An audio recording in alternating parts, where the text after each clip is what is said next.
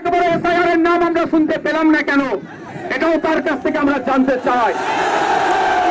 আপনি 10.5 কোটি মানুষের মুখ্যমন্ত্রী, কোন একটা নির্দিষ্ট যারা ভোট দিয়েছে তাদের নয়, কিন্তু যে 27 লক্ষ মানুষ আজকে আতঙ্কে আছে তারা কোথায় যাবে? একজন মুখ্যমন্ত্রী হিসাবে তাদের কাছে বার্তা দেওয়ার দরকার ছিল, কিন্তু দুর্ভাগ্য তিনি বার্তা দেননি। তাই তিনি বার্তা না দিলে আমরা চুপ করে বসে থাকতে পারি না। তাই বাংলার মানুষকে নিয়ে গুটি কয়েকটা মানুষ আজকে আমরা এসেছি এখানে। আমরা এখান থেকে ইসিআর অফিসে যাব, ইসিআর সিও স্যারের অফিসে যাব, সেখানে একটা ডেপুটেশন দেব।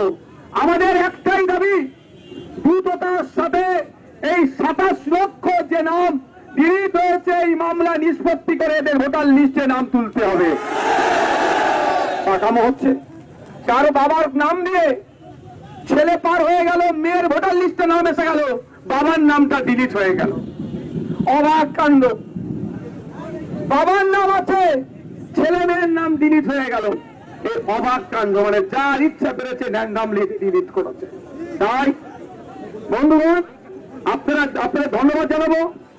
এই বৃষ্টি প্রথমে রোদ ছিল, রোদকে উপেক্ষা করে বৃষ্টিকে উপেক্ষা করে আমরা ধর্মতলায় এসে পৌঁছেছি। আজকে আমাদের এখান থেকে একটা টিম ডেপুটেশন দিতে যাবে। তারপরে কি হলো না হলো স্বাভাবিকভাবে এসে জানাবার দরকার, কিন্তু এই বৃষ্টিতে আপনাদেরকে আমি আর আটকে রাখবো না। বক্তব্য শেষের সাথে সাথে আপনাদেরকে বলবো বাড়ির পথে রওনা দেবেন।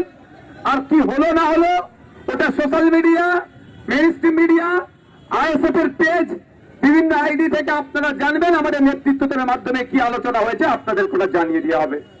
তবে একটাই কথা, একটাই আমাদের দাবি, সেটা হচ্ছে দ্রুততার সাথে এই মামলা নিষ্পত্তি করে এই 27 লক্ষ যে নাম আছে তাদের ভোটার লিস্টে নাম তুলতে হবে। নতুন নতুন মন্ত্রিত্ব পেয়ে অগ্নিমিত্রা পল মহাশয়া বলে ফেলেছিলেন কি, যাদের নাকি লিস্টে নাম ডিলিট হয়ে গেছে তারা সুবিধা পাবে না। তারপরে কিন্তু সেটা তিনি প্রত্যাহার করে নিয়েছিলেন। আমরা এর প্রতিবাদ জানিয়েছিলাম। আজকেও বলছি, অগ্নিমিত্রা পল মহাশয়া, ভোটার লিস্টে নাম থাকার সাথে নাগরিকত্বের কোনো প্রমাণ হয় না। নাগরিকত্ব যারা আছে তারা ফ্যাসিলিটিস পাবে, ভোটার লিস্টে না নাম থাকা না থাকা এটা আমাদের নয়, ওটা ইসিআই এর কাজ। ইসিআই ব্যর্থ হয়েছে, বরঞ্চ 27 লক্ষ মানুষকে বাইরে রেখে ভোট করিয়েছে। তাই মাননীয় অগ্নিমিত্রা পল মহাশয়াকে বলবো, একটু মমতা ব্যানার্জির দিকে দেখুন। আপনার মতো তিনি একজন ভদ্র মহিলা ছিলেন, আজকে তিনি প্রাক্তনের তকমা নিয়ে ঘুরছে। ক্ষমতায় এসেছেন বলে না মানুষকে মানুষ ভাবতে হবে। আপনাদের হাতে সরকার